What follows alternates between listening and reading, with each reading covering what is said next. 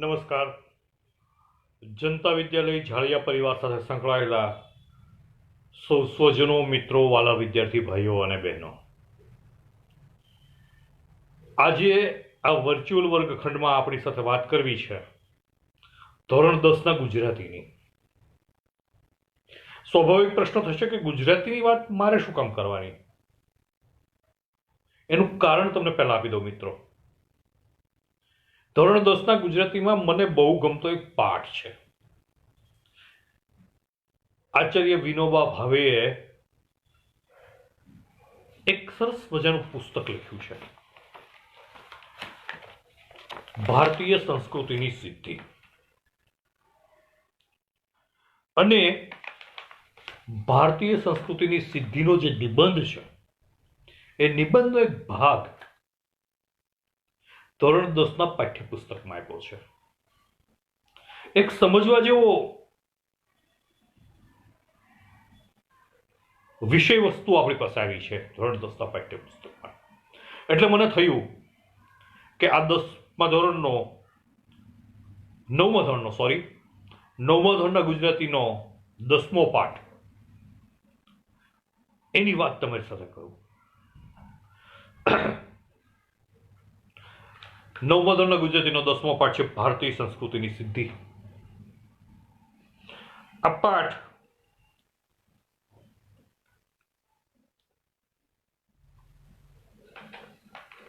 એક નિબંધ છે. આચાર્ય વિનોબા ભાવેએ આ નિબંધ લખ્યો છે. હવે આચાર્ય વિનોબા ભાવે કોણ, એના વિશે આપણે અજાણ ન હોઈએ, છતાં કહી દઉં કે આચાર્ય વિનોબા ભાવે, એનું પૂરું નામ હતું વિનાયક નરહરી ભાવે. મહારાષ્ટ્રીયન હતા.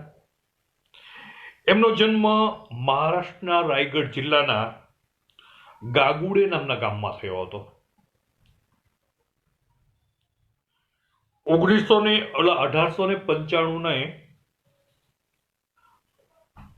સપ્ટેમ્બરની 11 તારીખે 11/9/1895 રોજ એમનો મહારાષ્ટ્રના રાયગઢ જિલ્લામાં ગાગુડે નામના ગામમાં જન્મ થયો હતો. અને 1982માં 15મી નવેમ્બરે એમણે આપણી વચ્ચેથી વિદાય લીધી. આ વિનાયક નરહરી ભાવેને આપણે સૌ વિનોબા ભાવેના નામથી ઓળખીએ છીએ. અને એને એ આચાર્યના ગુલામના નામથી, આચાર્ય વિનોબા ભાવે એમ પણ એને કહેવામાં આવતું. આચાર્યના ગુલામના નામથી એમને બોલાવવામાં આવતા. ગાંધીજીના અનુયાયી હતા, ગાંધીયન હતા.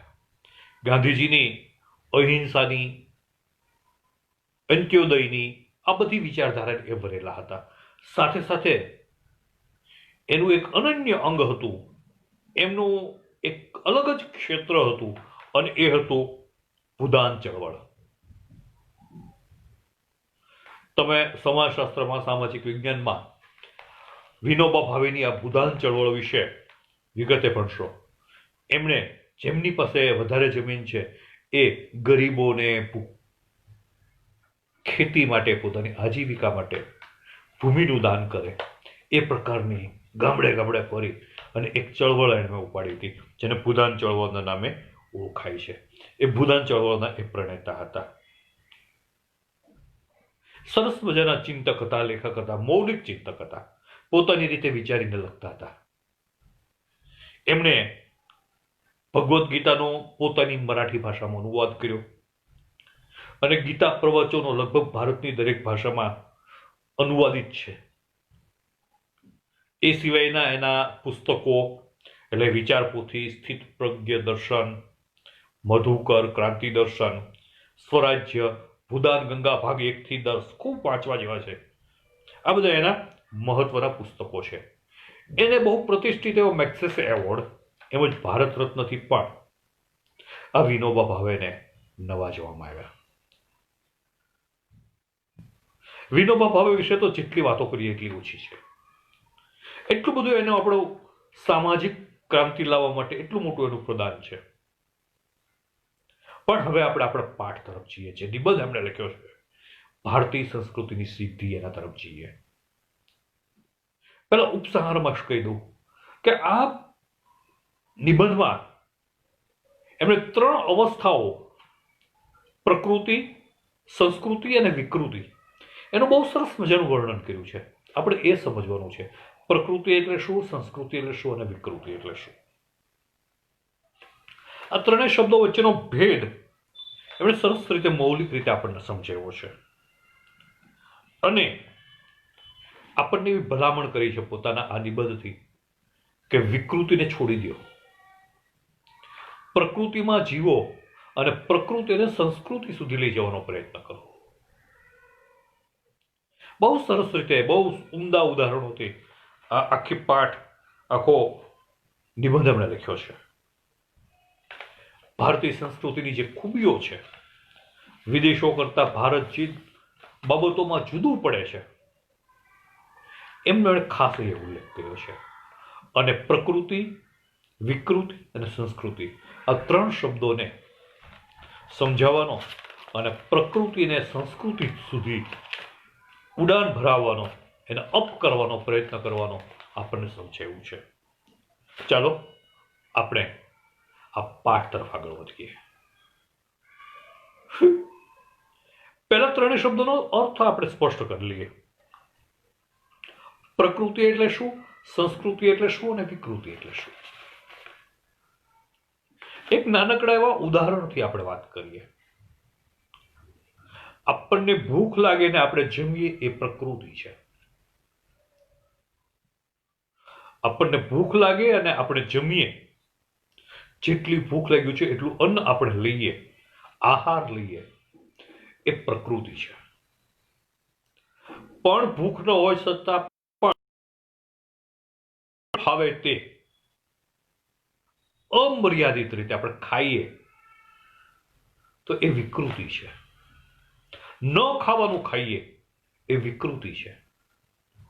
પણ આપણે ભૂખ્યા હોઈએ અને કોઈ વ્યક્તિ ભૂખ્યો આપણા ઘરે આવી ચડે, આપણે એને આપણા એક રોટલામાંથી અડધો રોટલો કરીને આપીએ, અડધો આપણે ખાઈએ, અડધો એ ખાય, અડધી ભૂખ આપણી સંતોષાય, અડધી ભૂખ એની સંતોષાય.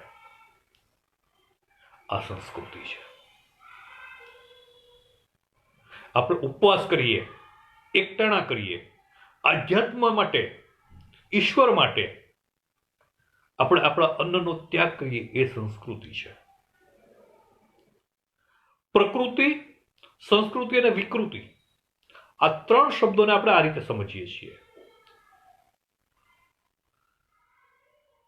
વૃક્ષનું હોવું એ પ્રકૃતિ છે. વૃક્ષનું હોવું એ પ્રકૃતિ છે. વૃક્ષને કાપવું એ વિકૃતિ છે. યાદ રાખજો, વૃક્ષનું હોવું એ પ્રકૃતિ છે. વૃક્ષને કાપવું એ વિકૃતિ છે. પણ વૃક્ષોનું વાવેતર કરવું એ સંસ્કૃતિ છે. વૃક્ષોનું પૂજન કરવું એ સંસ્કૃતિ છે. ગાયનું હોવું એ પ્રકૃતિ છે. યાદ રાખજો, તમને ઉદાહરણથી આ 3 શબ્દો સમજાવવાના પ્રયત્ન કરું છું. ગાયનું હોવું એ પ્રકૃતિ છે. ગાયનું દૂધ આપવું એ પ્રકૃતિ છે.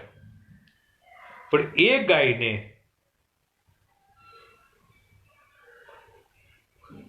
રોડ રસ્તા ઉપર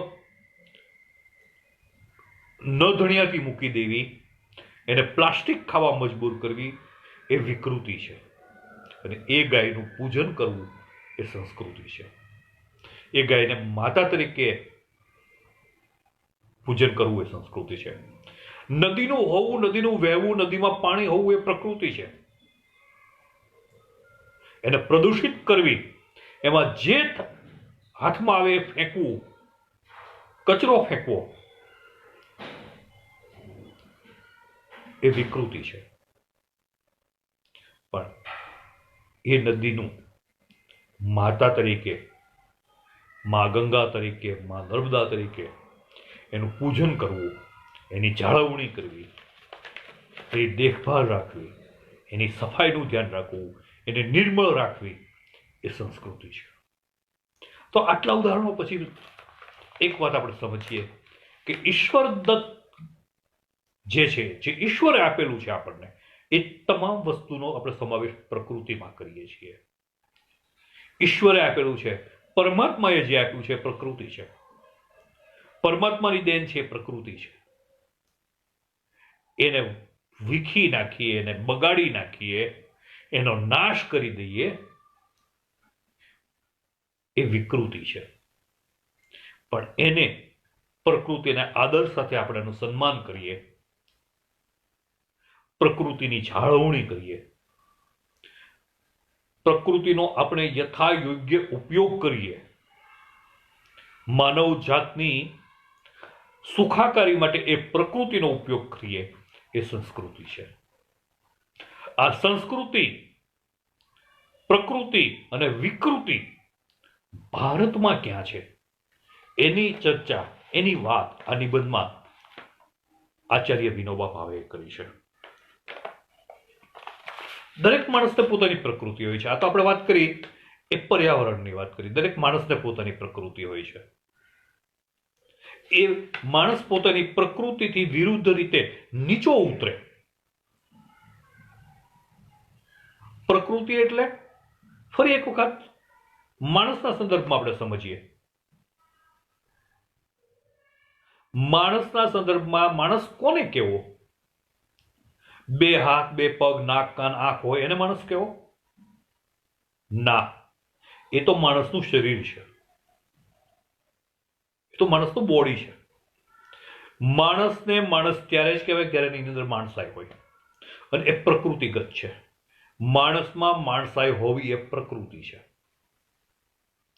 હવે આ માણસાઈને છોડીને તમે હેવાનિયત જો અપનાવો, કોઈ માણસ છે એ સ્વાર્થમાં આંધળો બનીને કે કોઈ પણ રીતે સ્વાર્થી બનીને એ પોતાની માણસાઈને છોડી અને કોઈ વર્તન કરે, વાણી કરે, વિલાસ કરે, તો એનું એક સ્ટેપ નીચે ઉતરે છે. એને વિકૃતિ કહેવાય. પાણી પીવું એ પ્રકૃતિ છે.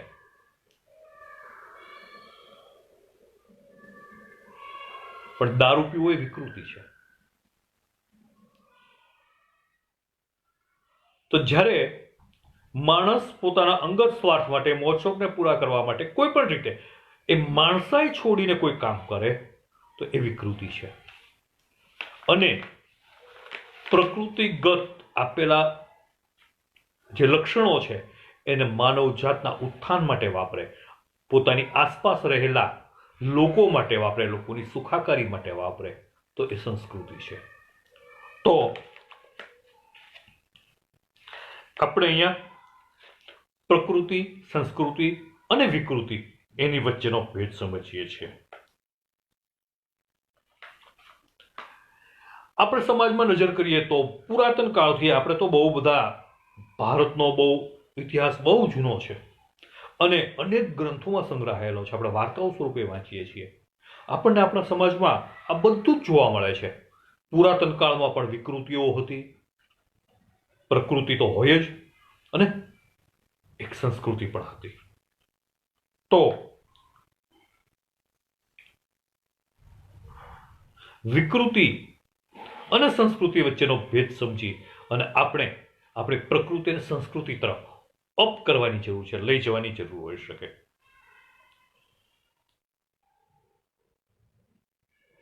એક ખેતરમાં એક ખેડૂત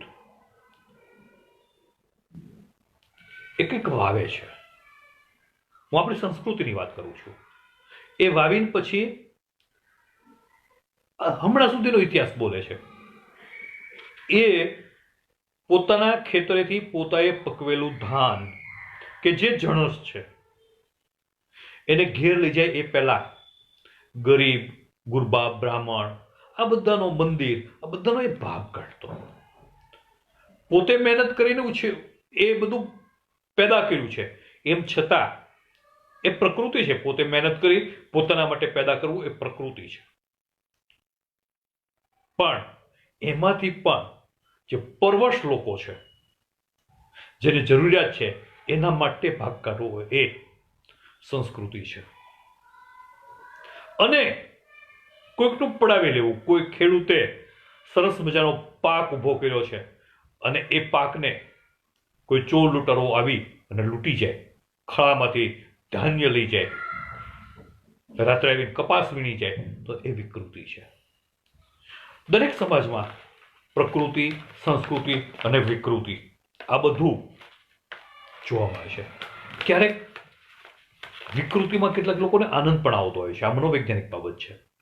વિકૃતિ ખરાબ બાબત છે અને છતાં એ વિકૃતિમાંથી આનંદ લેતા હોય એવા વિકૃત લોકો પણ હોય છે. એટલે આપણે એવો આનંદ કરવો જોઈએ કે જે સૌને સુખ આપે. આપણને એકને સુખ આપે એવે નહીં, સૌને સુખ આપે. એને સુસંસ્કૃત આનંદ કહેવાય. અને જે આપણને આપણી સંસ્કૃતિ સુધી લઈ જાય એને આનંદ કહેવાય.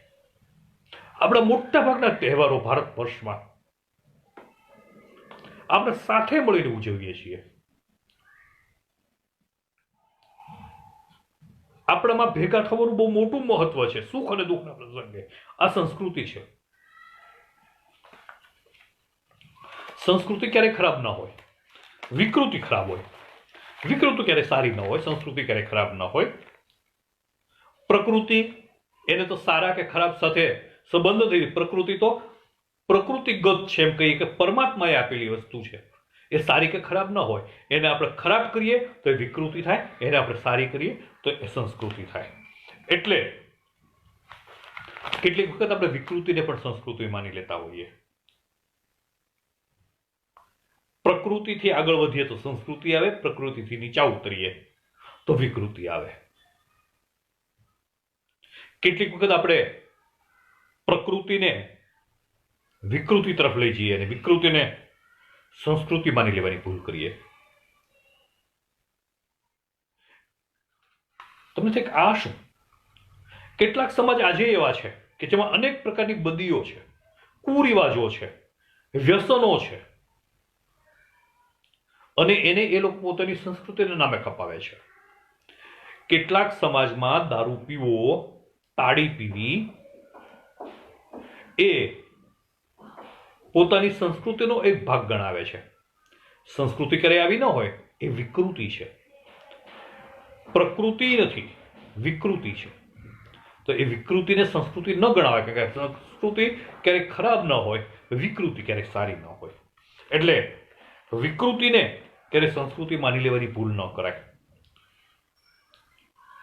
દરેક દેશની, દરેક પ્રદેશની પોતપોતાની સંસ્કૃતિ હોય છે. આખી દુનિયામાં આપણે જ્યારે ઇતિહાસ ભણીએ છીએ ત્યારે સિંધુ ખીણની સંસ્કૃતિ વિશે ભણીએ છીએ. એનાથી આગળ ભણીએ તો ધોરણ 11-12માં તમે જોશો તો નાઇલની સંસ્કૃતિ, આ બધી નદી કાંઠા ઉપર દરેક મોટી મોટી નદીઓને કિનારે પાંગરેલી સંસ્કૃતિઓ છે, એનો આપણે અભ્યાસ કરીએ છીએ. પણ સંસ્કૃતિ એટલે અહીંયા આચાર્ય વિનોબા ભાવે કહે છે એમ પ્રકૃતિનું ઉત્થાન થાય. પ્રકૃતિને આપણે જ્યારે સારા રસ્તે વાળીએ, પ્રકૃતિની અંદર કંઈક પરમાત્માનો ભાગ વસે, ત્યારે એ સંસ્કૃતિ બને છે. અને ભલે પ્રાચીન કાળથી ચાલી આવતી હોય, પણ આપણને ખબર પડે છે કે આ વિકૃતિ છે, આ સંસ્કૃતિ નથી. તો એ વિકૃતિને ત્યજવી જોઈએ અને સંસ્કૃતિ તરફ આગળ વધવું જોઈએ, સંસ્કૃતિને અપનાવવી જોઈએ. પ્રકૃતિને હંમેશા સંસ્કૃતિનું રૂપ આપવું જોઈએ. જો જાણે અજાણે તે પ્રકૃતિએ વિકૃતિનું રૂપ લઈ લીધું હોય તો આપણે એમાં સુધારો કરવો જોઈએ. એક સામાન્ય દાખલો વિનોબા ભાવે આપે છે કે જમવું એ પ્રકૃતિ છે. આપણે જીવન ટકાવવા માટે જમવું જોઈએ. આપણને ભૂખ લાગે છે, પણ ભગવાને આપણને આટલું બધું આપ્યું છે. આપણે માંસાહાર કરીએ તો વિકૃતિ છે. બીજા જીવની હિંસા કરીએ છીએ આપણે આપણા જીવને ટકાવવા માટે. એ જીવની હિંસા ન કરીએ તો પણ આપણું પેટ ભરાય છે, તો પણ આપણે જીવી શકીએ છીએ, તો પણ આપણી ભૂખ સંતોષાય છે. તો શા માટે? ફક્ત સ્વાદ માટે? આ વિકૃતિ છે. બીજાને નુકસાન કરવું એ વિકૃતિ છે. માંસાહાર કરવો એ વિકૃતિ છે. દારૂ પીવો એ વિકૃતિ છે. વ્યસન એ વિકૃતિ છે. આપણે સંસ્કૃતિ તરફ આગળ વધવાનું છે. પ્રકૃતિને ઉપર લઈ જવાની છે. પ્રકૃતિનો આદર કરવાનો છે. એ સંસ્કૃતિ છે.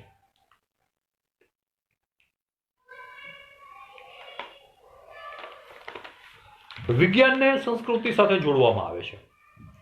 કેટલીક વખત એમ કહેવામાં આવે છે કે સંસ્કૃતિ અને વિજ્ઞાન બે અલગ છે. ના, વિજ્ઞાન પણ આદિકાળથી અસ્તિત્વમાં છે, સંસ્કૃતિ પણ આદિકાળથી અસ્તિત્વમાં છે. બે એકબીજાના પૂરક છે. માણસમાં જેમ જેમ વૈજ્ઞાનિક વૃત્તિ ખીલતી જશે એમ વિકૃતિઓ ક્ષીણ થતી જશે. પરમાણુ શક્તિ એના બંને દિશામાં ઉપયોગ છે. પરમાણુ શક્તિ એ એવી જાજરમાન શક્તિ છે કે આપણા જો એનો સકારાત્મક ઉપયોગ કરવામાં આવે તો આપણા ઉર્જાના ઘણા બધા પ્રશ્નો છે એ સોલ્વ થઈ જાય. પણ એનો જો એટમ બોમ્બ બનાવવામાં આવે તો એ વિકૃતિ છે. એ પૃથ્વીનો નાશ પણ કરી શકે, વિનાશ નોતરી શકે.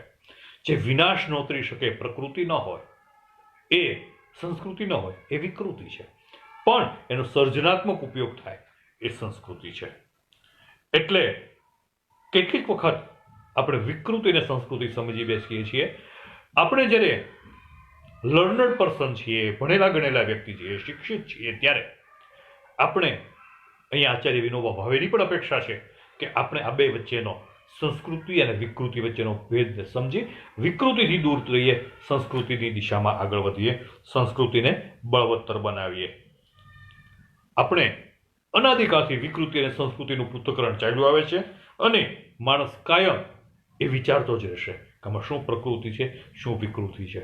આપણે એ વિકૃતિને છોડી અને સંસ્કૃતિની દિશામાં, સાચી દિશામાં આગળ વધવું જોઈએ.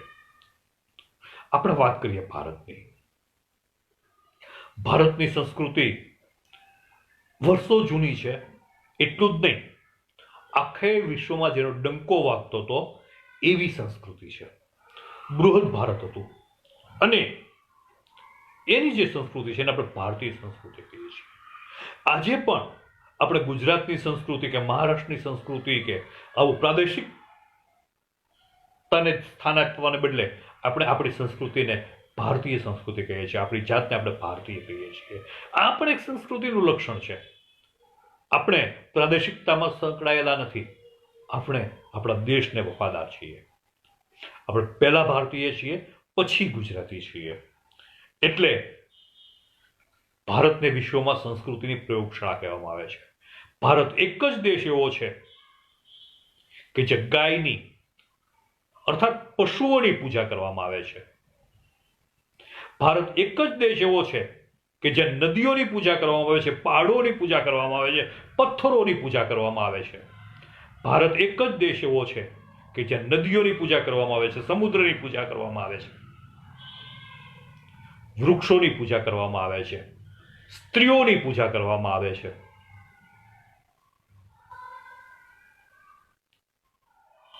આ સંસ્કૃતિ છે. જેમણે જેમણે માનવ જાતને કંઈક આપ્યું છે એ સૌ પૂજનીય છે એમ માનવું એ ભારતની સંસ્કૃતિ છે. અને એટલે વિશ્વમાં ભારતની સંસ્કૃતિની પ્રયોગશાળા કહેવામાં આવે છે. આપણા બધા શાસ્ત્રો, વેદો, પુરાણો એ બધું શું છે? આ સંસ્કૃતિની જ નિપજ છે. ભારતીય સંસ્કૃતિની નિપજ છે. આપણે આધ્યાત્મિક રીતે આટલા બધા આગળ છીએ, હતા અને છીએ. એનું કારણ છે કે આપણી સંસ્કૃતિના મૂળ ખૂબ ઊંડા છે. ભારતીય સંસ્કૃતિના મૂળ ખૂબ ઊંડા છે. ભારત માટે એમ કહેવાય છે કે બહુ મોટો સંપન્ન દેશ હતો. ત્યારે બૃહદ ભારતની વાત કરીએ છીએ. શ્રીલંકા ભારતમાં હતું, અફઘાનિસ્તાન ભારતમાં હતું, નેપાળ ભારતમાં હતું, બાંગ્લાદેશ ભારતમાં હતું, પાકિસ્તાન ભારતમાં હતું. એ બૃહદ ભારત હતું. એ વિશાળ ખંડ હતો. એ આપણો દેશ સૃજલ અને સુફળ, એ ખૂબ જ ફળદ્રુપ હતો, પાણીથી ભરપૂર હતો, ફળદ્રુપ હતો. એની જમીનની અંદર તાકાત હતી. આપણે જેવા કે આપણા કરતા વધારે ફળદ્રુપ ધરતી જેની હોય એવા, જ્યાં શુદ્ધ ફળ હોય, જ્યાં સુજલ હોય, પાણીથી ભરપૂર હોય, ફળદ્રુપતાથી ભરપૂર એવા બીજા પ્રદેશો પણ છે, દેશો પણ છે. પણ ત્યાં સંસ્કૃતિ નહોતી. એટલે જે વિચાર સંપદા આપણી પાસે હતી, જે ઊંચી વિચારધારા ભારતના લોકો પાસે હતી, આપણા પૂર્વજો પાસે હતી, એ બીજા કોઈ દેશના પૂર્વજો પાસે નહોતી. એટલે આધ્યાત્મિક દ્રષ્ટિએ બીજી બધી અનુકૂળતા હોવા છતાં આધ્યાત્મિક દ્રષ્ટિએ આપણો દેશ એ સાધન સંપન્ન અને ઊંચા ગજાનો હતો. આપણે આટલું બધું સાહિત્ય રચ્યું, આપણા ગ્રંથો મહાભારત, રામાયણ, ગીતા, આ સિવાય વેદો, પુરાણો, આયુર્વેદના ગ્રંથો, એન્જિનિયરિંગના ગ્રંથો, આર્યભટ્ટ જેમણે શૂન્યની શોધ કરી, વિજ્ઞાનની દ્રષ્ટિએ, ખગોળની દ્રષ્ટિએ, ગણિતની દ્રષ્ટિએ, આયુર્વેદની દ્રષ્ટિએ આપણે આટલા બધા આગળ હતા. કારણ કે આપણો માર્ગ છે સંસ્કૃતિનો માર્ગ હતો. આપણે વિકૃતિના માર્ગે નથી ચાલ્યા પશ્ચિમના દેશોની જેમ. પશ્ચિમના દેશો છે એ વિકૃતિના છે. આપણી સંસ્કૃતિ છે એ સનાતન છે. સનાતન એટલે જેનો ક્યારેય નાશ ન થાય, પરાપૂર્વથી ચાલ્યું આવતું અને પરાપૂર્વ સુધી ચાલશે એવી એ, અને છતાં દરરોજ નવી નિત્ય નૂતન સંસ્કૃતિ છે. કારણ કે આપણી અંદર એ આપણા હૃદય સાથે જોડાયેલી છે. પુરાતન કાળમાં જેવું હતું એવું મોટા ભાગનું આજે છે. માનસિકતા પણ આપણી એ છે, વ્યવહારિકતા પણ એ છે, અને આપણી રહેણી કહેણી સંસ્કૃતિ પણ બહુ લાંબો ફેર નથી. એટલે આપણી અંદર જ કંઈક એવું છે. આચાર્ય વિનોબા ભાવે કહે છે કે આપણે એટલો બધો લાંબો સમય છતાં આપણે બદલાયા નથી, આપણી સંસ્કૃતિ બદલાડી નથી. એનું કારણ શું? કારણ એ કે આપણી અંદર, વિજ્ઞાનની ભાષામાં કહીએ તો આપણા જનીનની અંદર, આપણા લોહીની અંદર, આપણા જીન્સ કંઈક એવું છે કે જે શાશ્વત છે. શાશ્વત એટલે અનંત કાળ સુધી ટકી રહે એવું, ક્યારેય નાશ ન પાવે એવું, સ્નિગ્ધ છે, ચીકણું ચીકણું ચોટી રહે એવું, ચવડ છે, કઠોર અને જીવતર વાળું, જીવંત એવું કંઈક આપણામાં પડ્યું છે. એમ આચાર્ય વિનોબા ભાવે કે છે કે જે આપણા બળ છે આપણને બદલાવા દેતું નથી. હજારો વર્ષ પુરાતન આપણો દેશ છે. બીજા દેશોનું અસ્તિત્વ પણ નહોતું. એ સમયથી ભારત છે એ એક દેશ તરીકે પોતાની નામના ઊભી કરેલી છે.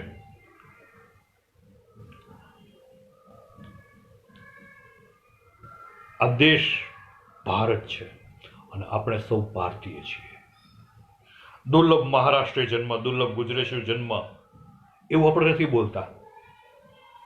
મહારાષ્ટ્રમાં જન્મ લેવો દુર્લભ છે, ગુજરાતમાં જન્મ લેવો દુર્લભ છે, એમ નથી બોલતા. આપણે બોલીએ છીએ કે ભારતમાં જન્મ લેવો દુર્લભ છે.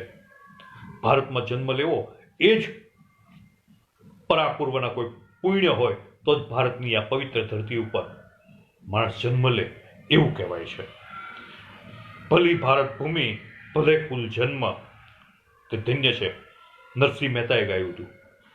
નરસિંહ મહેતાએ પણ આદ્ય કવિ આપણા, એમને પણ ભારતની ભૂમિને વખાણી કે ભારતની ભૂમિ પર જન્મ લેવો એ બહુ મોટી વાત છે. શંકરદેવ આસામના, ક્યાં ગુજરાત ક્યાં આસામ, આસામનો એ મૂકી દો ત્યાં. શંકરદેવ અને માધવદેવ પણ એ જ વસ્તુ કહે છે. એકબીજાને જાણતા નહોતા. ક્યાં આસામ ક્યાં ગુજરાત, અને છતાં એમની વાતોમાં સામ્યતા હતી. શું કામ?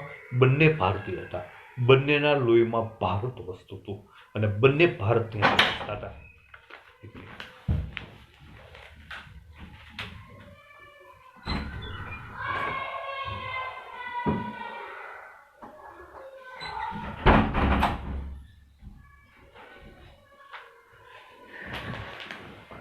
સોરી, આ ભારત દેશ છે, એની સંસ્કૃતિ વર્ષો પુરાણી છે અને આપણી જવાબદારી છે કે આપણે આ પુણ્યભૂમિ છે આપણો દેશ, એ પુણ્યભૂમિનું જતન કરીએ.